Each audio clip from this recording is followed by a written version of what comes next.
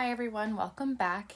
In this video, I'll give an introduction of the field of organic chemistry and discuss why carbon is so unique and has a whole field of chemistry dedicated to itself. All right, so what is organic chemistry? Well, it is the study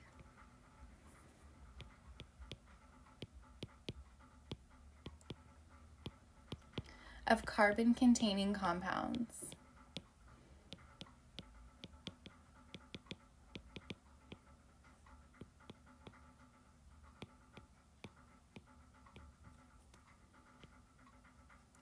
So why do we care about it? Well, carbon is unique in the diversity of the compounds it can form.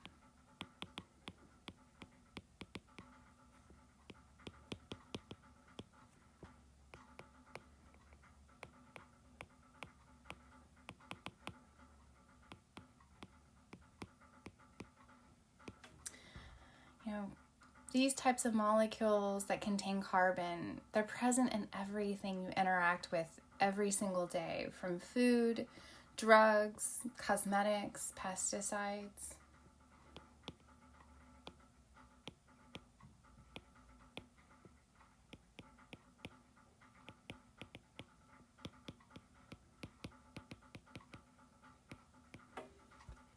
And they're the basis of all living organisms.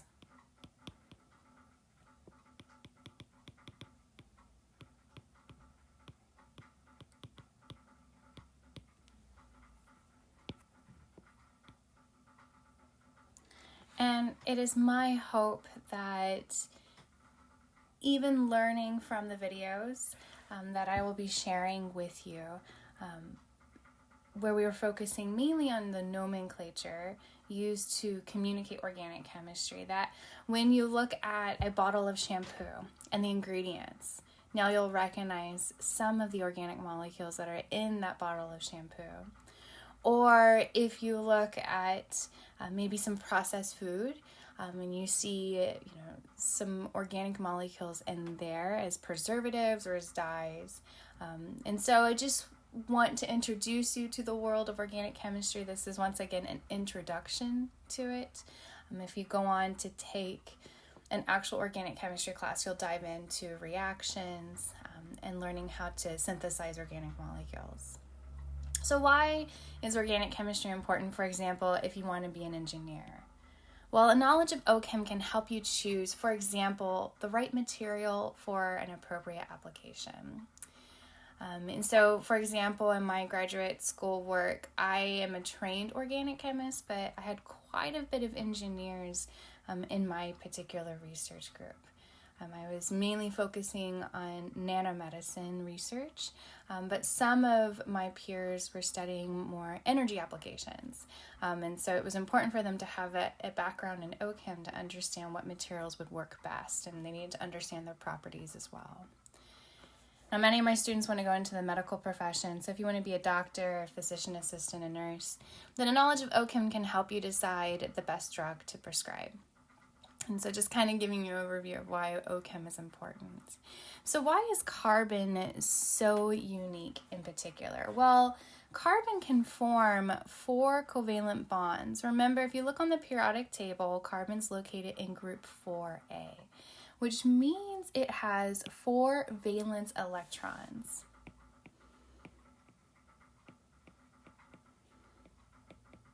And remember, valence stands for outermost. And as chemists, we're very interested in electrons, and that's because electrons are where the chemistry happens.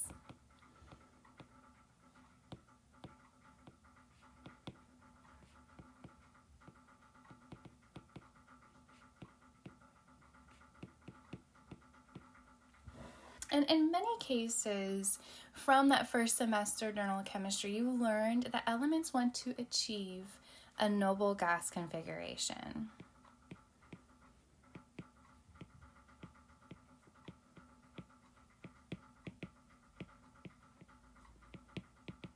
And you would have learned about the octet rule.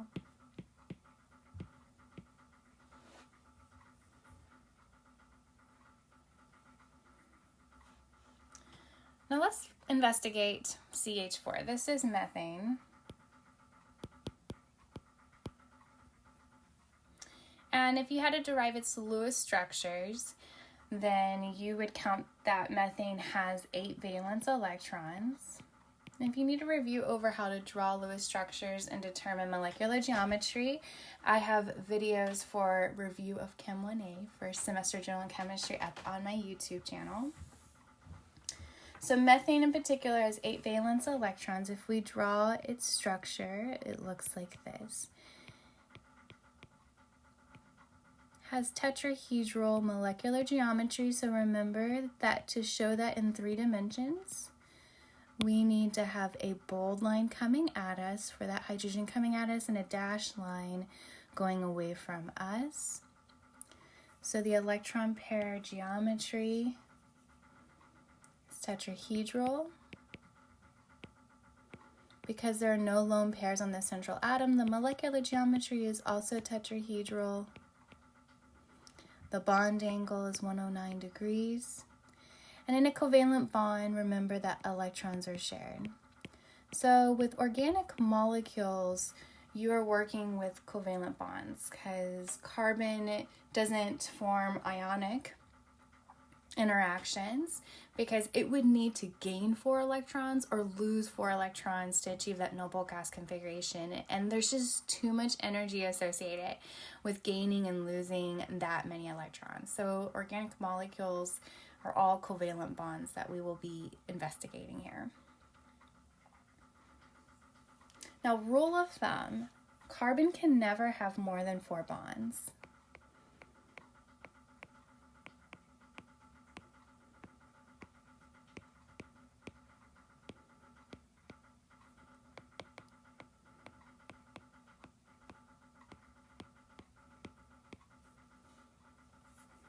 It's really important that you remember that.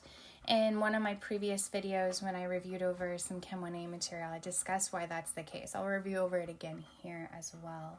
Now remember from quantum mechanics, and you would have reviewed over that or learned that in Chem 1A, carbon is located in the principal quantum number energy level n is equal to 2, which means the L quantum number has the values of 0 and 1, and 0 always represents the s orbital, and 1 represents the p orbital.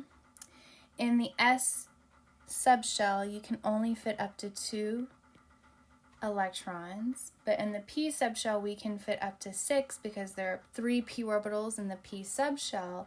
2 plus 6 is equal to 8.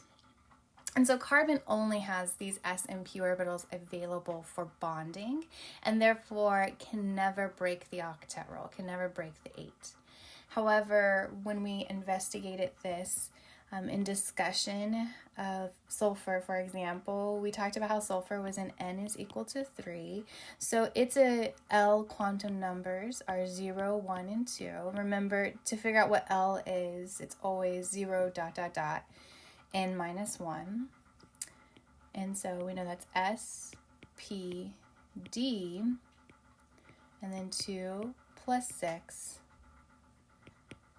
plus up to 10 electrons can fit in the d subshell because there are 5 d orbitals in the d subshell. And so now that's 18. And therefore, sulfur or any elements that are located in n is equal to 3 or greater, n equals 4, n equals 5, can technically break the octet rule. And we discussed the reason why some elements want to break the octet rule is because they want to minimize formal charge once they've built a molecule. But once again, we're focusing on carbon, and it can never ever break the octet rule. All right, so now the next thing about carbon is that it has the ability to form double and triple bonds. So let's check out the simplest double bond, which will be ethene, as shown here.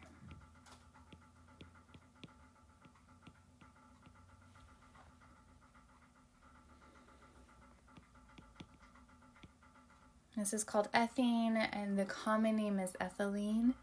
And you would have identified the hybridization of both of these carbon atoms to be what? based on valence bond theory. sp2.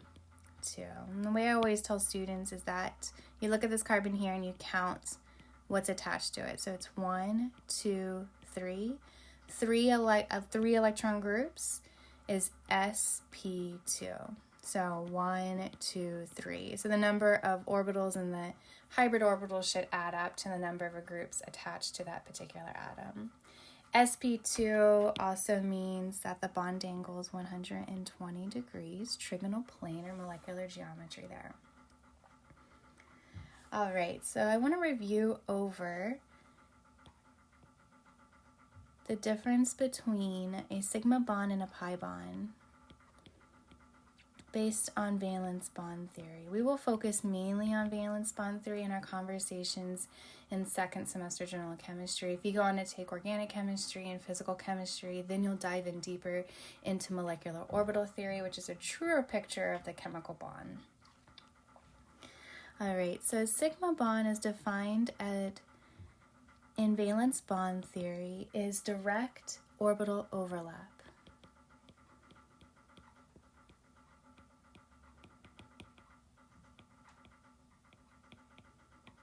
So for example, to describe this bond between this carbon and hydrogen here, in using valence bond theory, we would say that it is an sp2 to 1s sigma bond. Basically, this hydrogen here is using a 1s orbital, and that these electrons are shared between the direct orbital overlap from an sp2 type orbital and a 1s orbital here.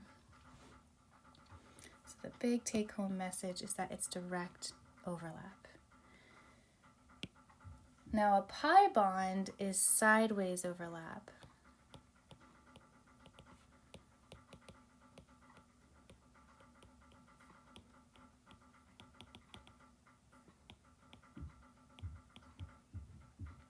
And it's important to note that this sideways overlap occurs between unhybridized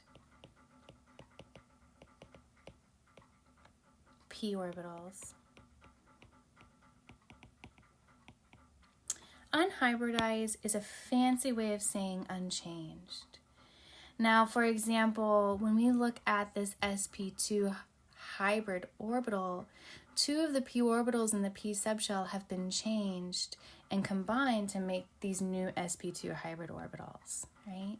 But if we look at ethene again and just draw the sigma bonds, the direct orbital overlap here. This is, all sp2 hybrid orbitals coming out to share those electrons. Now there are 3 p orbitals in a p subshell.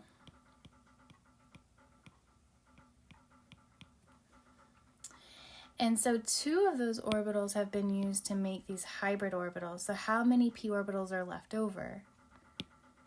Just 1. And p orbitals are dumbbell shaped. So I'm going to draw it as a dumbbell coming from here. So here's 1 p orbital for this carbon here that was left over. That is unhybridized. Same thing, since this is a symmetrical molecule, for this particular carbon atom as well. So these are the unhybridized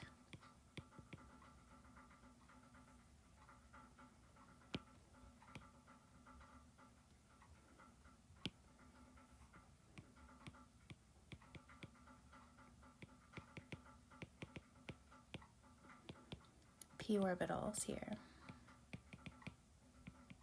And this all comes from a conversation you would have had in first semester general chemistry studying quantum mechanics. So I encourage you to review over that material again. If this feels a little less, a little less comfortable for you, please feel free to kind of review over that information or email me with any questions. All right. So in this case here, these electrons are actually shared between these two unhybridized p orbitals. And these electrons are the pi bonding electrons here.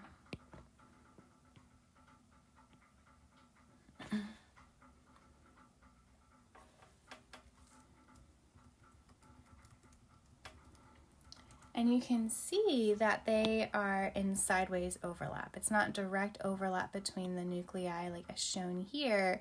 This is sideways overlap between these p orbitals here. And why it's so important to recognize, like you're like, okay, why do I care, where these electrons are specifically located, besides the fact that between these two carbon atoms we have 4 electrons, 2 that are sigma and 2 that are pi. Well, the reason why it is very interesting to us as chemists is because these electrons here are more reactive. And the reason why that is because they are farther from the nuclei. And what kind of charge does a nucleus have? Nucleus has a positive charge, right? Because it has protons and neutrons. Protons are positive and neutrons are neutral. And so the closer electrons are to a nucleus, they're held on more tightly because electrons are negatively charged and opposite charges are attracted to one another, right? So because these particular electrons are farther from the nuclei, then they're held on less tightly, which means they're more available to react. And once again, if you want to take more organic chemistry, you're going to learn a whole series of reactions for double bonds and for triple bonds, all because of this key property of where these electrons are specifically located. So that's why in general chemistry, we really focus on explaining valence bond theory and quantum mechanics to you, so that you're able to use that knowledge as a foundation to understanding the reactivity of certain types of electrons. All right, and then finally, also have triple bonds as well. And triple bonds behave very similar to double bonds because they have 2 pi electrons, 2 pi bonds actually, 4 pi electrons, right, shared in this example here of acetylene. And so they also are in sideways orbital overlap and unhybridized p orbitals, and therefore are reactive, like I said, in similar ways to double bonds, right? So for acetylene here, if any of you are into welding, acetylene is used as a fuel in your acetylene torches, very high energy. The hybridization for these carbon atoms here, based on valence bond theory, is sp hybridized. And if one p orbital is used to hybridize, then how many p orbitals are left over in that p subshell? Good, you would have 2 unhybridized p orbitals per carbon atom.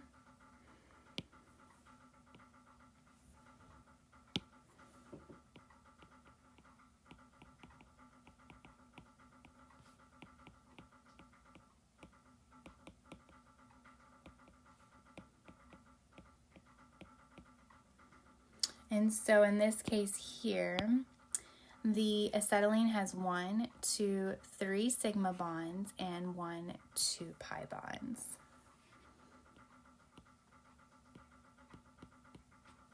Whereas with ethene, you have 1, 2, 3, 4, 5 sigma bonds, but 1 pi bond.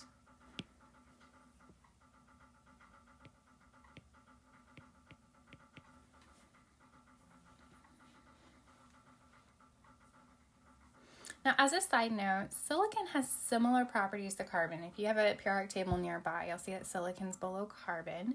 I'm in group 4A, but it cannot form double or triple bonds readily because, well, maybe you want to pause the video for a moment and think about this and then come back and see if your hypothesis is correct.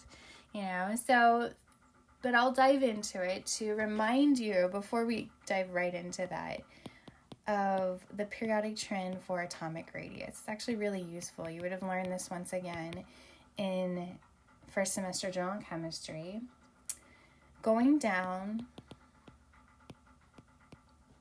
the periodic table,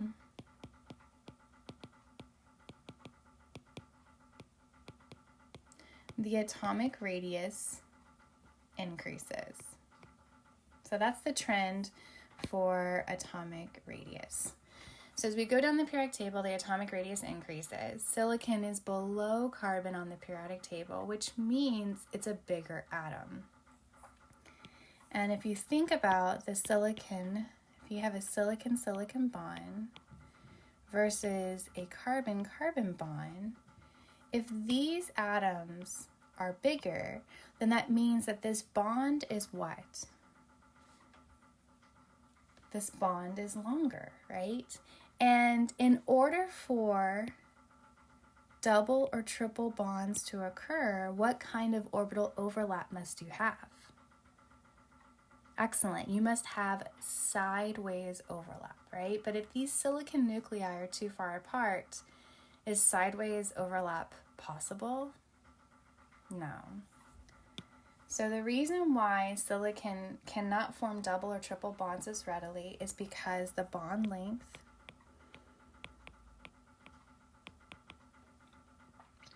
is too long. So sideways overlap is hard to achieve.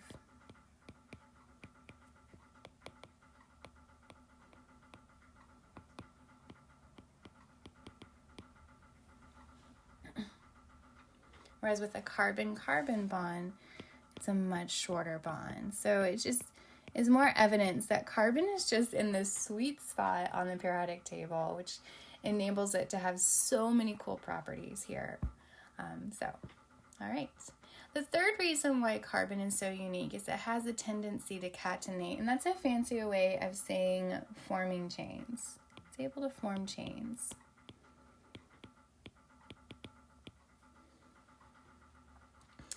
And so here I'm showing you butane, and I'm going to fill in the hydrogens here. This is just some good practice for you all.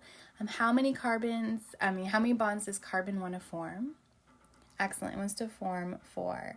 And so we're going to fill in these molecules here such that each carbon has 4 bonds.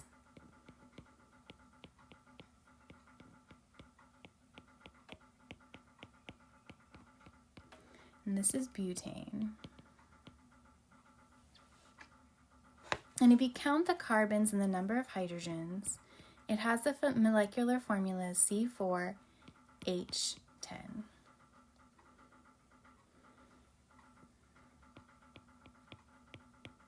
And go ahead and keep filling in your molecules such that each carbon has 4 bonds. This is isobutane.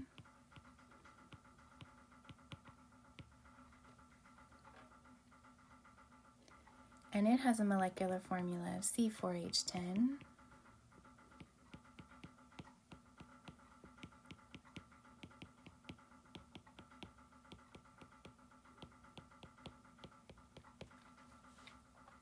And this is cyclobutane. And it has a formula of C4H8. And what you'll notice in example 1 and 2 is that they both have the same molecular formula, but they have different structures, and this happens quite often. These are referred to as constitutional isomers. So in examples 1 and 2, they're constitutional isomers. They have the same molecular formula,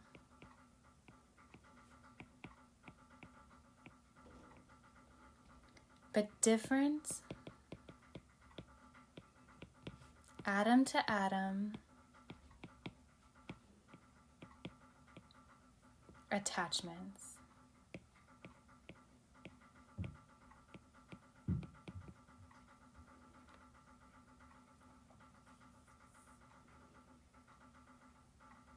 All right, so hopefully this video gives you an idea of how unique carbon can be, and an idea of the diversity of the compounds it can form.